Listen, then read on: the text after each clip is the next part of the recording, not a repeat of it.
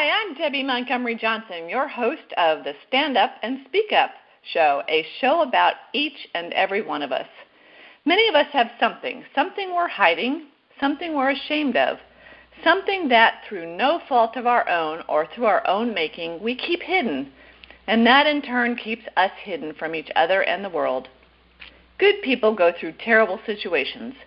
Wise people know when and how to let it go. Everything that happens to us helps us grow.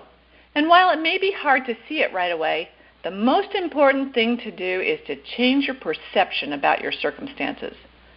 Stand Up and Speak Up features ordinary people just like you and me who've been through extraordinary times and then found the courage to step out from behind their smiles and speak up about their experiences and the lessons gleaned from them.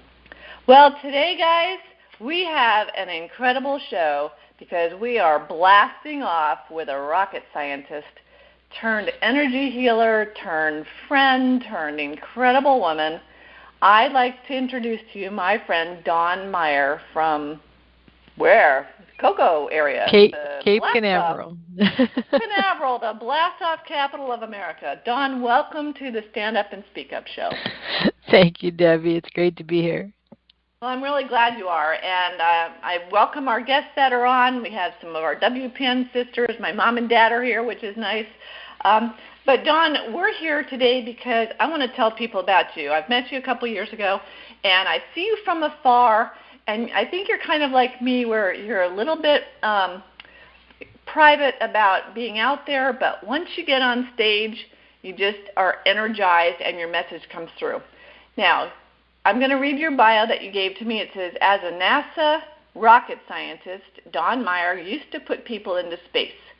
Now she helps people to blast off into their highest future of having more joy, prosperity, and fun. Dawn is an energy healer, a speaker, a life possibility consultant, and just a general wonderful woman. So we're in for a conversation today that's going to lead in many, many places. Because I want people to know right off the bat that Dawn wrote a book called Launchpad 2020, The Art and, quote-unquote, Rocket Science of Breakthroughs and Possibilities. And we were at a conference, I don't know, probably 6 months ago, and I got Dawn's book. And like many times, you buy a book, get a book, and you put it on the shelf, and you think it's nice because your friend wrote it. And she probably, she signed it for me. But I picked it up the other day because I knew we were going to have this conversation, and I figured, it's about time for me to figure out what Dawn's all about. And I was blown away because there were a couple of chapters in there that we're going to talk about today that were me in neon lights. And I was like, oh, my gosh, if I had just read this a little bit earlier. But you know what? Sometimes you get the book at the right time to really have an impact on your life. So, Dawn, welcome. Thank you for writing your book. And let's just jump in and tell people who you are and why you're here today. So tell me, in your words, who are you and where did you come from? Well, I am, as you said, an energy healer and life possibilities expert. And I worked on the NASA Space Shuttle for 28 years. And then I started doing the energy healing. Now, people say that's a leap, and it is. However, to me, it made complete sense because when I was a little girl, I wanted to be the first woman on the moon, and I wanted to be able to heal people with my hands because I was big into science fiction, and I loved seeing both of those things in science fiction movies. So the rocket science was actually a more acceptable kind of thing than the energy healing. Because, in the Midwest, that's not necessarily a big thing that people do. And so I started off taking classes so that I could work on the space shuttle, and I did. And then when that program ended, I decided to go ahead and leave, and I started saying, what do I want to be when I grow up? And it said, well, you always wanted to heal people with your hands. Let's do that. And so that's where I went. Well, that's kind of interesting because when you hear, years ago before I got into Women's Prosperity Network too, I would hear energy healing or Reiki and I would go to, oh, that's woo-woo. That doesn't mean anything. That doesn't work. But I want to go back to when you made that decision. I loved it when I was reading that you had family in Florida and you came to visit, but you were living somewhere else. Yes, I was living in the Midwest in Indiana, and we decided to come visit my husband at the time's family down here. They were camping down here for the winter, and we got down here, and I was looking through the newspaper on Sunday, and there was this big ad for the space shuttle. They were looking for software engineers, which is what I had majored in. And I thought, that would be a really nice thing, but I know that I don't know how to do all this stuff listed on the page, so I'm not going to bother to send in a resume. And they all looked at me like I was nuts and said, "What are you talking about? This has been your dream to work on the space program, and you're not going to go for it?" And I realized exactly what was keeping me from going for it. This is what it was like a sign from God. It was in the paper the weekend I was here. So I decided to, what was it that was stopping me? And it was that I was afraid I would fail, that I wouldn't get hired, and then I would feel horrible because I wasn't good enough to get the job that I really wanted. And that's when I decided to let go of that and step into what it was I wanted to have and just go for it. Write that resume, send it in, and if I didn't get it, I didn't get it. But at least I had gone for it and reached out for what I really wanted. And it worked out for me. I got the job, and they paid to move me down here and everything. And, 28 years worth of working on the space shuttle came from that. But isn't it interesting how that not enough comes up? I mean, you were such an accomplished woman academically and all the things that you'd wanted. Why do you think that we go to that default of we're not enough? That we're not smart enough? Well, some of mine came from just when I was in school, they would always tell me to tone it down because they said, you're showing up the other kids. You need to step back and let them do stuff instead of you stepping into doing it. Yeah.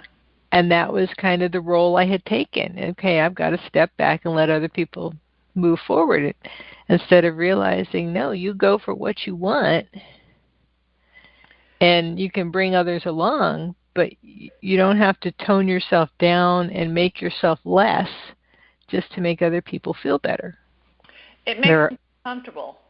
Yeah, to make them feel comfortable. And there are other ways to make them feel comfortable that doesn't mean that you have to be less.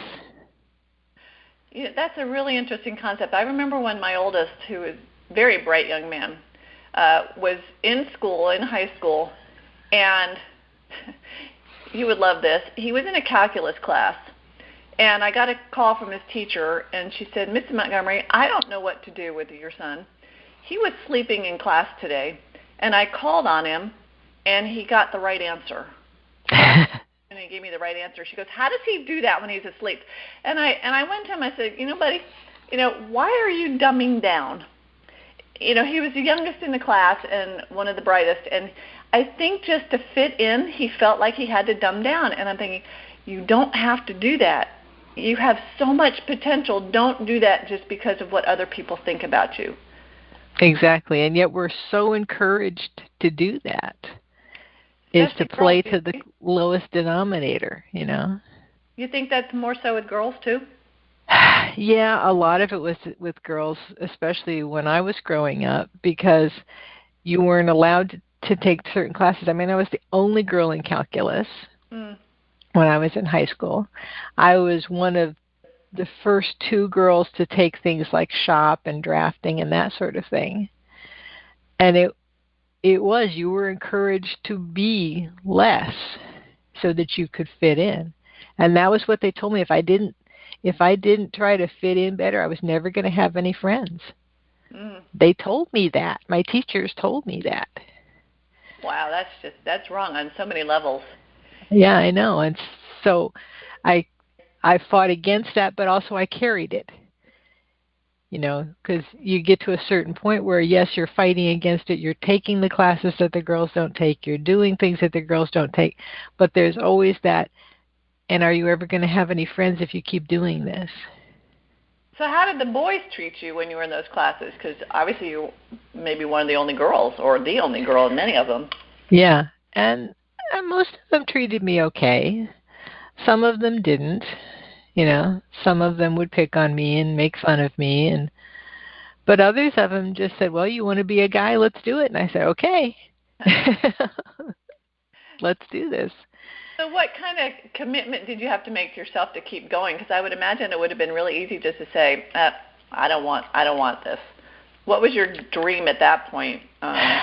Well, my commitment was that if I ever wanted to work on the space shuttle, I couldn't be just somebody who stood back on the sidelines. I was going to have to step up and step out and keep pushing forward, and that's what I did. I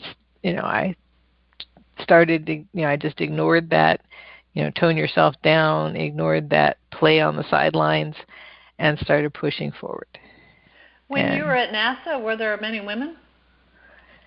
Actually, as we went along, there were. When I first came in, it wasn't so much. It was mostly male-dominated. But then as we went along, more women were moving up into the management positions, which was nice.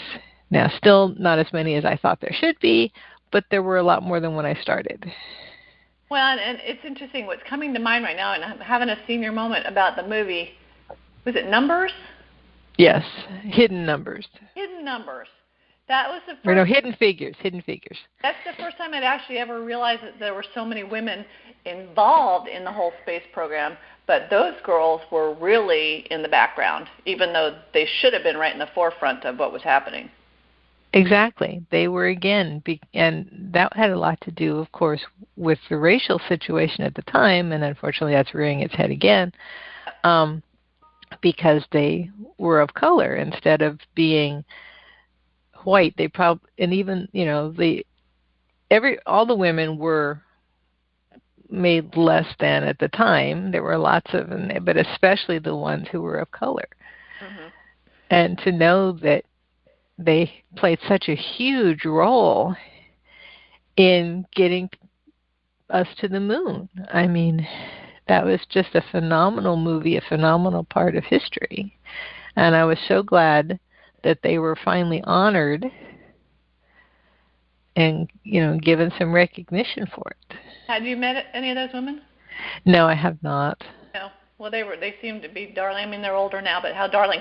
So to put you on the forefront, I mean, congratulations on being there for the latest launch. How exciting is that for you?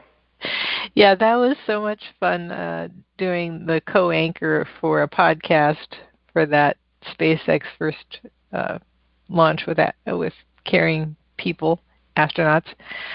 It was a lot of fun. Unfortunately, because of the COVID, we didn't get to be on base, but we got to be out there at the port, standing on top of the parking garage in the rain. I thought that first day, right before they scrubbed the first day, I was like, she's out there waiting. How the energy must have been incredible. Talk about energy presence. Oh, yeah. It was phenomenal. And I had been looking, on the Facebook page, because they had the, Launch America Facebook page that NASA had, and just, thousands of people on there getting excited. And I had put out a post, saying that, well, I had been working on the space shuttle since I was in my early 20s, right after I got out of college. And I got hundreds and hundreds of people making comments on that. And I was just, blown away by all these people who, some of them were teenagers, and how they said that was so inspiring that I had been doing this most of my life. And I thought, wow, at least to get some excitement going again. It was pretty cool. Well, it was really neat to see that how updated the aircraft is now. I mean, I think I posted something originally on Facebook about, what is the first launch that you remember, and what did it look like? And of course, this was back in the 60s for me. I was, young, but my uncle worked on sending one of the first monkeys up into the space, and then it went from there. But looking at the spacesuits they're wearing now and the capsule itself, it is so Star Wars-like. Mm-hmm. Yeah, and the interior of it with just all of the display panels that you pull down from the ceiling and all of that was quite impressive. Yeah. Well, it was unbelievable, and I was there with you. It was so exciting, and I'm glad it finally was able to go off. But we're going to move from that, because when that 5, 4, 3, 2, 1, when you see that the clock counting down, the energy just grows there, the anticipation of everything going on. And one of my favorite books is actually 5, 4, 3, 2, 1 Blast. It's the Mel Robbins book, 5, 4, 3, 2, 1. And it really, for me, when I first read that book, it was get off your rear end, make a decision to get out of bed in the morning, don't turn the snooze button on. 5, 4, 3, 2, 1, do something. Okay? Change something in your life. And you changed when you retired from NASA. You changed your life and went from science to what some people would call woo-woo. But it's not. So how did you take that energy that you saw in the universe and turn it into what you're doing today? And how do you do it? Because there are many energy healers that I don't quite understand. What is it all about, and what are you trying to get at? How would you fix me or someone listening with what you do? Well, first of all, what I like to tell people is you're not broken. You just need some fine-tuning, because when people think they're broken, then they think that they can't necessarily change because they're too far gone. A lot of people tell me, oh, it's too late.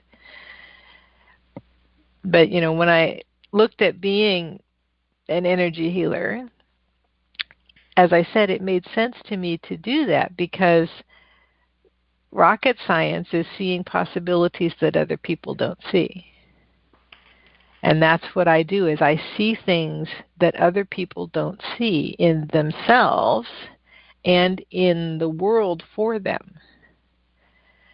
And it's helping them to remember that they can do that, or discover that they have so much more available to them than they think they have, and that there's a way to get there. They have to let go of those limitations that they've been building up, like the ones that I had from my teachers.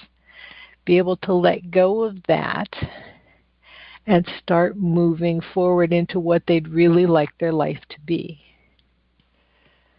So what do you tell people? What are your steps to releasing those things of yesterday? Because so many of us, me included, have things that have happened in our past that we get stuck in those things and beat ourselves up, and we're so unforgiving of ourselves. So what are your steps to go from A to even B? Well, I start with those things are the past, and you can move forward into something different. You can allow yourself to let go of that, be grateful for the lessons. They taught you like who had your back and who didn't have your back, how strong you are, how resilient you are, all the things that you can be. And they also taught you who you can let go of and what you can let go of. That's a hard thing to do. Exactly. It is. And so that's when I start working with people on, it's okay to start letting go of them, because when you're hanging on to the resentment, it's like taking poison and expecting the other person to die. It's just not going to happen. It's only going to poison you. And don't you find the other person, if you're holding a grudge, for instance, they don't even know you have that grudge going, typically? Yeah, most of the time they don't. It doesn't mean anything. Like, I've had people, when they'll say, well, you notice I'm not speaking to you. No, I didn't notice. You weren't speaking to me? Thought you were being quiet for the day. So, yeah, it's that same kind of thing. They don't really notice that you're angry. It's just poisoning you with all of that anger. I'm just sitting here, I'm holding your book, and there's so many things in the book, and I'm thinking, oh my gosh, we need to talk about this and this. But it's true, to let go, to give yourself, and there was one chapter in here about giving yourself permission to live your possibilities. How do you give yourself permission? Because there was one part that said, we don't, especially as moms and as caregivers, we always put other people first. And so to dare to dream is a tough thing. How do you get us to open up our minds to dare to dream? Well, with the giving yourself permission is realizing that you have to take care of you first. You have to put your oxygen mask on first, or you can't help other people. So if you have other people that you want to help, if you run out, if you run dry, then you can't help them. So you have to realize how important it is to take care of you. And then the giving yourself permission, sometimes I have people just sit down and write themselves permission slips. I saw that. It's like sit down, think of the things you'd like to do, and now write yourself a permission slip. And you may have to ease into it. I get that, because so often we think that everybody's more important than we are. And to realize that that's not true. You are the priority in your life, taking care of yourself so that then you can refuel yourself and help other people. I'm just stumped because I'm sitting here thinking about all the times that we've, me included, have put energy out for other people, and then we're just completely drained and can hardly move. And when I was reading the chapter about giving yourself permission and building up your body, my happy spot is in the swimming pool. And I swim with my mom a couple times a week, and we've kind of named us, our little group, the Mermaid Club. Mm-hmm. I was thinking that's my happy place. That's where I'm exercising, and I'm not even thinking about it because I'm chatting with my mom, and we're out in the sunshine, and it rejuvenates the body, mind, and spirit, and it's my happy place. Yeah, so what if you can give yourself more than 15 minutes a day or something, just be out there and rejuvenate you, and then you can go on with your day. And step back from the busyness of life, because don't you think we're all trying to justify what we do during the day by being... Oh, yeah, by being busy. And it's busyness. Yeah. So it's finding ways to busy yourself, which you have to start asking yourself, are all these things actually necessary, or am I just believing that I have to keep being busy or I'm not doing anything? Because I have lots of people that I know who they feel if they're not working on or in their business, then they're not doing anything. I said, no, you're doing something. If you're going for a walk, you're doing something because you're taking care of you. Like yesterday, I sewed us some more masks so that we could alternate which ones we wear if we have to go out. And that's a productive thing. That wasn't just wasting my time. So all those things that you do as self-care, going to get a massage, going for a walk, going for a swim, sitting out under the tree in nature and recharging yourself, those are all essential things. Don't consider them a waste of time or selfish. My husband and I like to walk and hold hands, and it's incredible for that hour we're walking. The things we talk about and the things we get off of our chest, the frustrations about kids or whatever's going on during the day about work.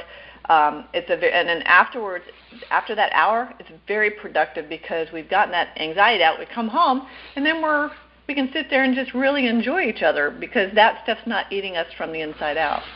Exactly. And my husband and I do something similar. We'll sit and talk to each other, like out on the back porch or something for 45 minutes or something, just time for the two of us to be together and talk. And like you said, get frustrations out, share with each other things that, we haven't had time to talk about during the day because he's working from home, I'm working from home, we're caring for my mother, and that sort of thing. And, just have that time together to share and nurture each other. And have you guys sat down and tried to dream for not just for yourself, but for you as a couple? How do we dream as a couple? Where do we move forward together and not have limitations from the outside world hold us back? Because one thing that takes me back when we go to WPN and we're sitting there and they're saying, dream big, right where your life was going to be and what you want in your life. And I'm sitting there going, well, I don't want a boat and I don't really need a big house. I've got all these don't certainly. Yeah.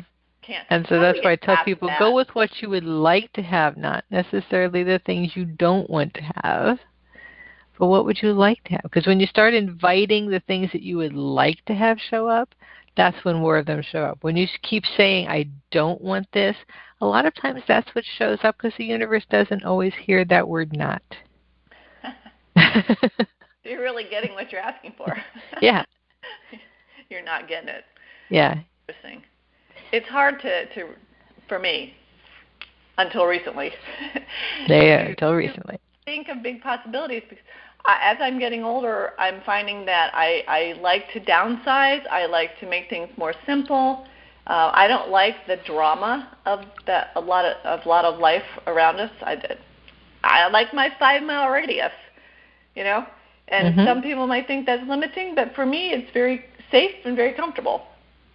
Yeah, and another thing to let go of is comparing yourself to other people and judging yourself based on what other people want to tell you should have. Because again, that's one thing. Another thing that holds us back is everybody keeps telling us you should be this and you should be that and you should do this and should want this, and not necessarily. You have to ask what works for you.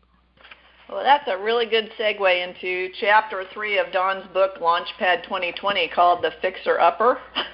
Oh, my gosh. That had mine all over it. Can you kind of explain what a Fixer Upper is and how that is good or bad for us? Well, when you're being the fixer, you're looking for a Fixer Upper. So you always have a person you want to be your project. That's what Fixer Uppers do. And you think you have to fix everybody. You have to carry their burdens for them. You have to take on their challenges. You have to tell them how to live so that they'll know how to do it right and get beyond this the way you think they should be living. And that isn't necessarily helping anybody because, for one thing, a lot of times they resent it. And you start carrying their stuff for them, and then usually they'll bring it back anyway, and then they're carrying it. So now you're both carrying it, which didn't necessarily work out well for you, now did it?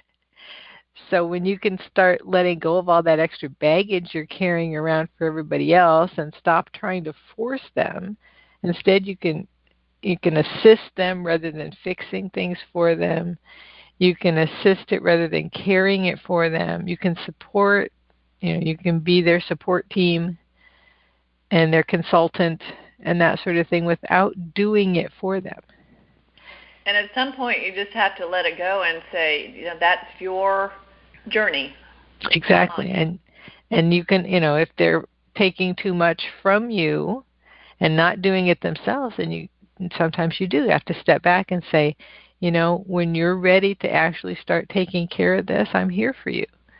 But I'm not going to do it for you. I found that extraordinarily difficult, especially with the youngest child.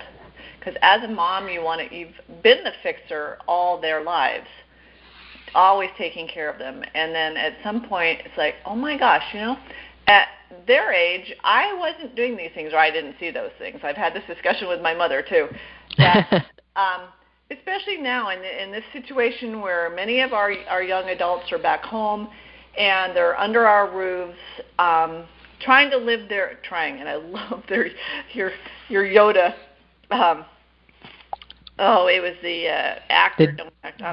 Do or do not, there is no try. Do or do not, there is no try. Try is out of my language. But there are times when I just feel like if I don't say this or that, or he's on the wrong path, and I'm thinking it's not my path. But there are times when I bite my tongue because I do want to direct to that path, and I might be met with a smile, but as soon as that smile walks out the door, they're doing their own thing. It doesn't matter. Yep, it's like, okay, I'll do this as long as Mom's watching. Exactly, and then you're like, well, how did that go for you? But either way, how did it go for me trying to control, and how did it go for you doing your own thing? So there's got to be a happy medium and setting boundaries. Yeah, What do you and think? that's what you have to do is you have to learn how to set boundaries for you that take care of both of you. And beyond my family, the women I am associated with in SCARS, which is a Society for Citizens Against Relationship Scams, many women that have been a victim, which I call survivor now, of a relationship scam or fraud, they're beating themselves up, and then family members are trying to fix them. And honestly, that does foment resentment. Yeah. Because and that's tough. It's, again, you're telling people how they should be living their lives rather than asking them what it is they'd really like to have. Because I've had friends who said, well, I want my kid to do this sport and this sport. And I said, have you asked them if they would like to do that sport or major in that or do any of these things? Maybe that's why they're not doing as well as you'd like to, because it's not really what they would like to be doing. Well, it goes back to when you were a kid and the teachers told you that you couldn't be that engineer. Right. So who you can't take calculus. What did your parents say? Did your parents encourage that, or did they just kind of let it go? Oh, no, my parents encouraged me because my mom also stood up to things when she was younger. She would stand up to get the women at the bank where she worked to get treated the same as the men, get the same benefits as the men. So they supported me. That's great. Do you have siblings? I have a sister. And did she do the same thing, or? Yeah, she did a lot of the same thing too. Well, that's cool. That's so important. It's already 9:32. I'm going to open the line up if anybody has any questions to talk to Dawn. Dawn, can you tell everybody where you can be found if they would like to further the conversation with you? Hang on, let me just open this up here. Yeah, so my web page is IAMPurpleDawn.com. And then on Facebook, I have a group called Purple Dawn Group. So you can message me there. And then my email address is dawn@IAMPurpleDawn.com. So IAM is I am. Yes, I am Purple Dawn. But some people think that's an I and an M rather than IAM. That's why I spell it out. Hang on a second. I'm gonna open this up for Q&A. So if anybody would like to come on, hit *6. You'll go into a queue and we'll open it up. In the meantime, I am going to continue on with Dawn because I want to know about the purple. What is the the purple part? I love purple. I use it in my website and stuff. What is it for you? What does this mean to you? Well, as a little girl, I always loved purple, and people started calling me Purple Dawn, and it just stuck. So I have, there were a couple years there where I rebelled against purple, and I went with yellow or blue or something different, But for the most part, I've always liked purple. And when people, when I said, people said, well, what do you want to call your company? And I thought, well, Purple Dawn's what everybody's always called me. Let's go with that. And there it is. Well, and it's royal and it's beautiful, and purple has a lot of meanings, and it's really it has this high spiritual resonance and that sort of thing. So yeah. It will say purple possibilities. I have a question. You said something in one of your chapters about creative chaos. What is creative chaos? So the creative chaos is where the energy is spinning around to actually create something. And a lot of people think it feels chaotic, but it's everything is rearranging itself to create what it is you'd like to have. So people think chaos is a bad thing. Not necessarily. I mean, they talk about the Big Bang, how everything was chaos, the energy was all chaos, and then it exploded and it formed things. Well, that's what the creative chaos is. And it can create something completely different that might have a different purpose and beauty in itself. Exactly, and something that you hadn't even thought you could have, or something that you hadn't known could exist. So out of all bad, presumably, comes some good. Yeah. Looking at it that way. And generally that is what you'll see, is you'll see that I tell the one story in my book about before I went to Florida, before I went to work on apply for the space shuttle job, I had gone for this interview at this engineering firm, and my interview was going along well. I wanted this internship, and they asked me where I saw myself in 5 years, and I said, well, I wanted to be working possibly in Florida because it would be closer to the space program, and that kind of ended my interview right then. Didn't like that. Yeah, and I was so upset that I'd blown this interview because I thought, oh, this would have been the perfect job, and so I ended up, of course, not getting hired by them, and I ended up taking a job that I didn't really want. It was much less of what I wanted to be doing. However, when it came time for Christmas and we wanted to go to Florida, I went in and told them I wanted to take the week off, and they said okay. And everybody got mad when I told them I was taking Christmas week off, and I said, what? And they said, you can't take Christmas week off. And I said, why not? I am. And they said, we don't get to take Christmas week off here. And they said, how did you do it? And I said, I asked for what I wanted, and they said okay. And then, of course, I went to Florida, and I got to see that ad, and I applied for the job, and I got hired. So as I looked back on it, I thought, yeah, had I gotten that job at that engineering firm, I wouldn't have been in the right place at the right time to get that job, because I probably wouldn't have gotten Christmas off. I would have had to have worked and not seen that ad for the job and not started work on the space shuttle. Wow. So sometimes it may not be immediately evident why something didn't work out, but a year later or 2 years later, there you go, because I didn't even think about it when I first got the job. It wasn't until, a year or so after that I thought, oh, had I gotten that internship, I wouldn't be here. Yeah, hindsight's 20/20, but we are such a people driven by instant gratification now that we get frustrated. Had this happen yesterday. Something had happened. We're trying to activate a telephone and not following directions completely by the party doing it. They got very frustrated. And so I sat down to take a breath, look at the packaging, because there was some instruction form. And if you can't do it, call the 800 number and just ask for help. We got it done immediately. It's just like, are we so afraid to ask for help that we sit here frustrated? And the answer to that is yes. Sometimes it's true. Yeah.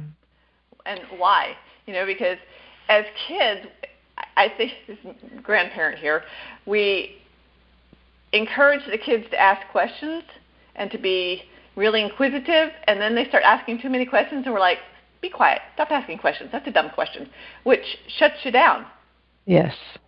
You don't want to be inquisitive anymore because too many people have shut you down.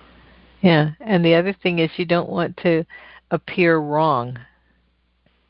Right, and then you have teachers say, there is no wrong question, there is no wrong answer. Well, yes, there are, but if you don't ask the question, you never know what the answer might be, or back to possibilities.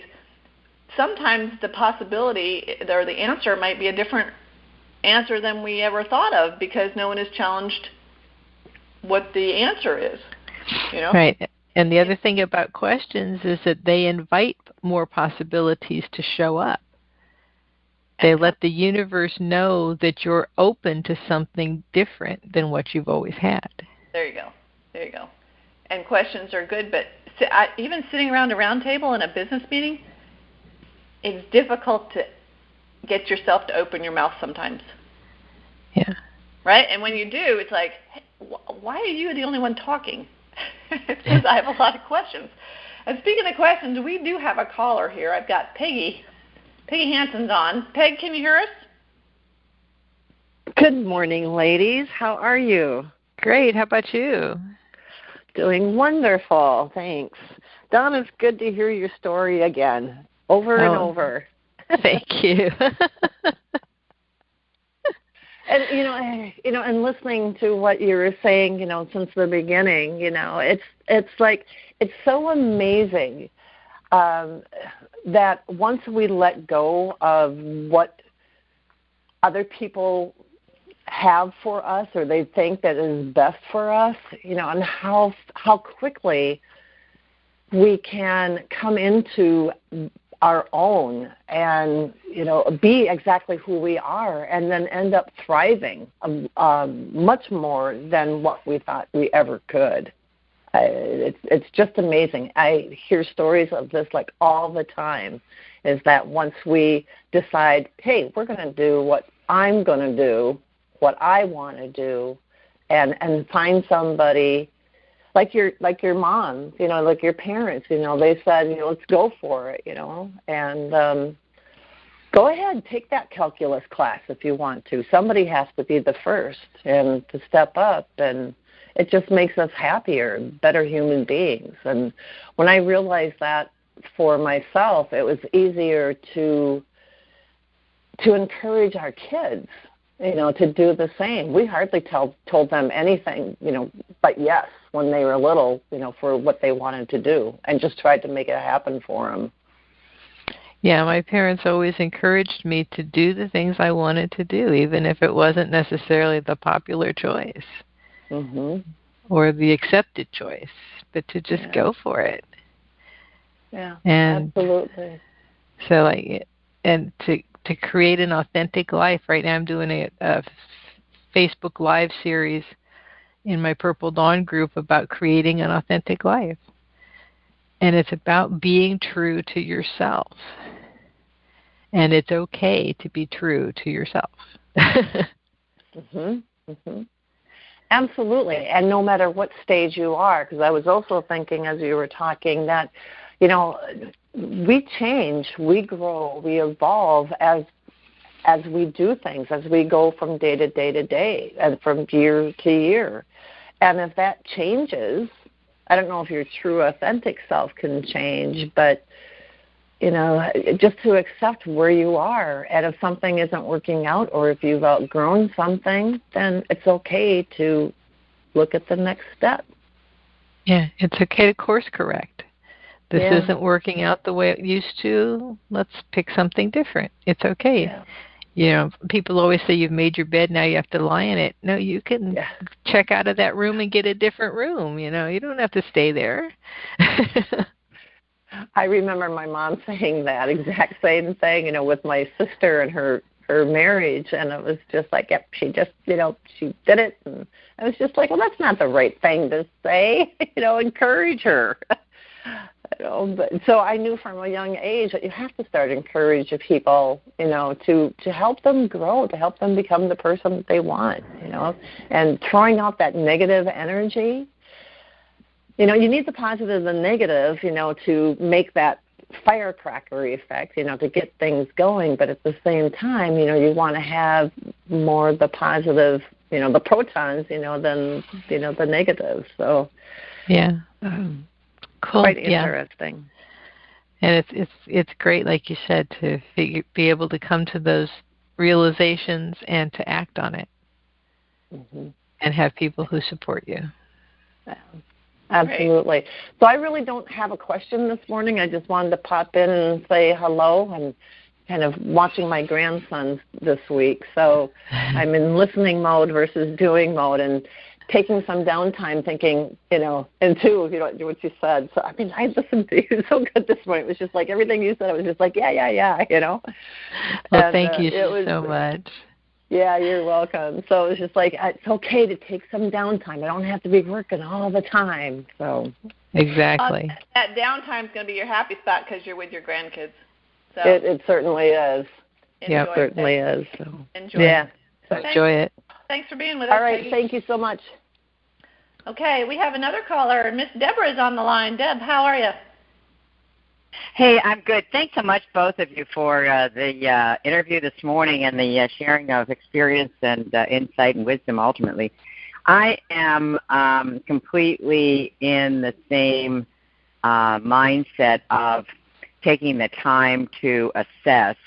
And I haven't always been as effective of this with my personal life. I'm a planner by trade, It happens that I plan people's money and so forth, and I'm launching a new company, Women Navigating Finances. But I think the theme I want to draw on, it seems to dovetail here, and you speak to it, Dawn, from your perspective, and Debbie as well, is it just feels to me like the adage of stopping, assessing, and planning or pivoting our route and so forth, which is especially drawn into focus when we, quote unquote, make a mistake.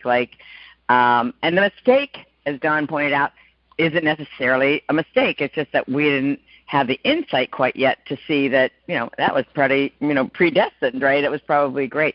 So I guess I would love to hear you guys speak about if we can encourage ourselves, and I need reminders of this, even though I'm a pretty good planner. I mean, I plan money really well, but I'm also plan a very mean picnic. I just love planning, right?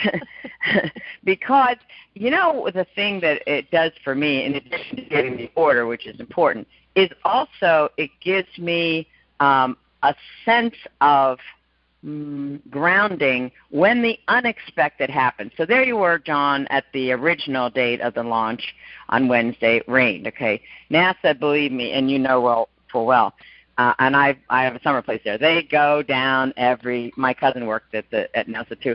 So they go down checklist beyond checklist. Scientists do this. And if one little thing isn't right, then they scrub it. And that is so important.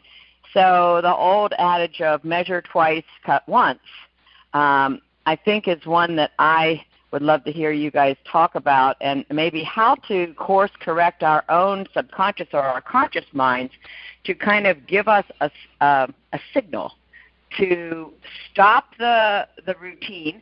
Oh, it's Monday, I'll do this. Oh, it's 6 o'clock, I'll do this.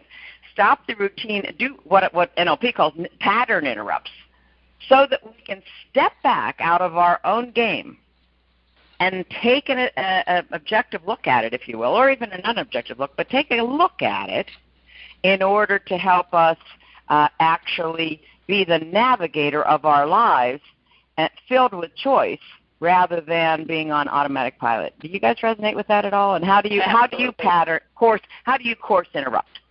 Absolutely. Go ahead, Dawn. I'd like to learn how to do it more often. So what I do is I start asking questions. So I'll ask God, Source, Universe, what's my next step here? Because Perfect. if you can plan, and I get the importance of planning, but if you get stuck in what we call analysis paralysis, where you just plan and plan and plan and plan and plan, and you never take the first step, that's not necessarily helpful. So no way. I agree. When I find myself looping back and forth through things, it's like, okay, let me just stop and say, okay, God, Source, Universe, what's my next step here? And maybe it's nothing that's on my list. Maybe it's something completely different, and then be open to those little whispers from the universe that say, oh, turn left here instead of right, or cross number 3 off your list and do number 10 instead. Be open to those little nudges, because the universe has to rearrange itself now to do what you're asking, and you have to pay attention, or you'll miss it. Now, you'll probably get another chance later, but if you wait for the cosmic 2x4 to whack you over the head to make you do it, it's so much easier to do it before that point. Yeah. Well, that comes back to our, stop and think and have a little bit of patience, because we're, again, so anxious to get stuff done that we're not sitting there and listening for that still small voice. Yeah. Yep. And that's another point that the self-care can help you, is that you're stepping out of all of that into a moment of calm and quiet that's nourishing for your body, and that usually can open you up to those messages from God, Source, Universe. That they'll start speaking. Someone outside of you to maybe make suggestions but not be the fixer.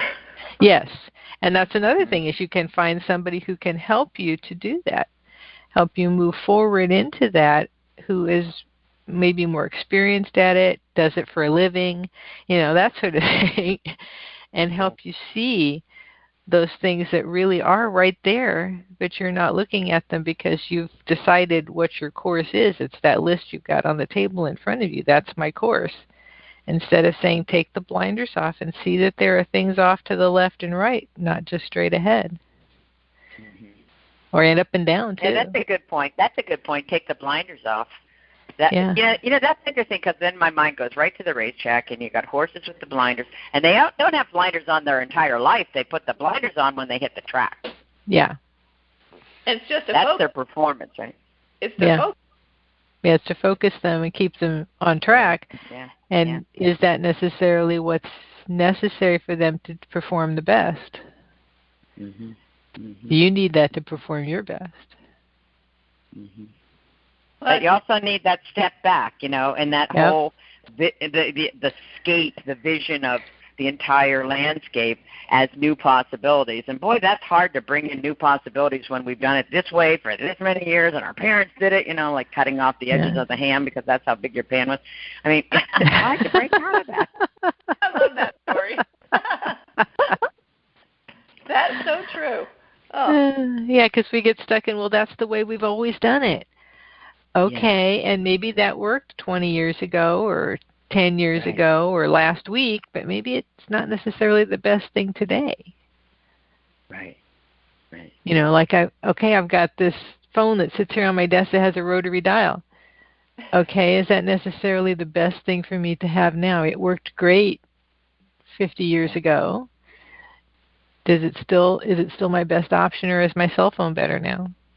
You know? Right. Right. Well, the speed at which innovation has, you know, crosses our screens, right? It does certainly cause a certain amount of confusion as to which hot tip to even consider next, because there's quite a bit of impetus and stimulus out there. But thank you. These are great insights. I really appreciate it. You're welcome. Thanks, Deborah, for being with us. It's important to get, you know, other options and to hear from great people. So thank you for being with us. You're welcome. Yeah, and Dawn, that just brings up, you know, in this busy life and this world of internet and social distancing and being home alone and being on this computer, so many shiny objects are coming at us.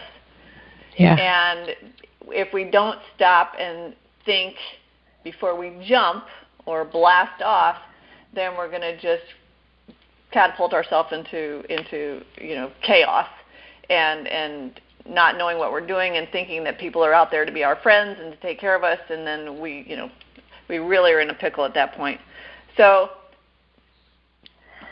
what are your last final steps to tell us, to get us to blast off into our possibilities and really put the past behind us and not beat ourselves up over it, and look for the positive in our present and in our future? Well, I do have an e-book that I'd like to offer everybody, and it's on my website, iampurpledon.com/launchpad-ebook. Again, that's iampurpledon.com/launchpad-ebook. And it has some of the steps from the Launchpad book. And, of course, you can order my book on Amazon. Great book, by the way. Yeah, Launchpad 2020, The Art and Rocket Science of Breakthroughs and Possibilities. And the quote that I'd like to leave you with today is, so many things are possible once you stop believing they are impossible. So many things are possible once you stop believing they're impossible. So what's actually possible for you now that you thought was impossible that could change your life? Well, like we said, out of all bad comes some good. And, you know, 5 years ago, I would never have told you that I would be doing what I'm doing right now. And exactly. Same with you. A few years ago, you may not have, you know, you were in NASA, you were in science, and to move into energy healing and to coaching and speaking, that's so different than rocket science. I would have told you were crazy. I wouldn't be doing that. But it comes to being able to, really jump and to make yourself comfortable being uncomfortable and putting yourself around people that you can really learn from and that are different than you. Yep. That's what we've done. And we go back to our Women's Prosperity Network. Here's a plug for them, is that there are so many terrific women out there that are reinventing themselves after, maybe being home as a stay-at-home mom for a while, or having a divorce that has catapulted them into a different line of life because now they're working or they've come up with an entrepreneurial adventure. But we can't do it alone. You can't go into space by yourself. You need a team. You need a team. You need a team. And your team is the Purple Dawn team. Yep. But I honor what you've done. I think it's incredible. When I saw you getting ready for that launch the other day, I felt your excitement. Well, and how you. Cool to see space adventure or space journeys move forward in the way they have since the 50s and 60s. It's just changed so much. But even back then, to see the possibility of getting to the moon or to see the possibility of sending astronauts to this thing that's flying around the sky, flying around the atmosphere, it takes some real dreaming. Yep. And so you can apply that to your life. It takes dreaming to get you into orbit, get you launched into what it is you'd really like to have in your life. But it takes a commitment to change. Yes, that too. And to move forward. So thank you so much. I really enjoyed our conversation, and I want to encourage folks to pick up Dawn's book. It's called Launchpad 2020, The Art and Rocket Science of Breakthroughs and Possibilities.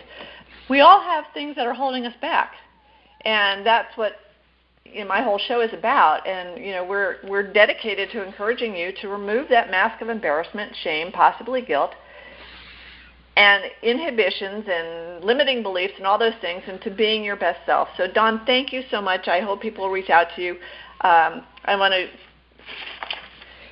grateful for this show. We're sponsored by BenfoComplete.com, which is my company, a vitamin supplement company that supports happy and healthy hands and feet for those with neuropathy.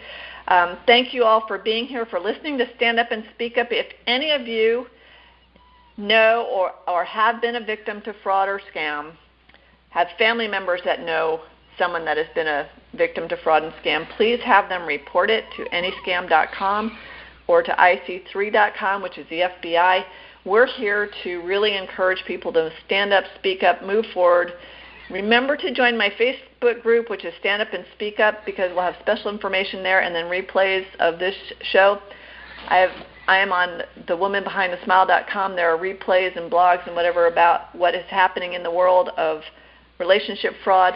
But, Dawn, thank you so much for helping us 5, 4, 3, 2, 1 launch ourselves into the possibility of our future by leaving some of our past behind. You're a wonderful woman, and I encourage you in what you're doing.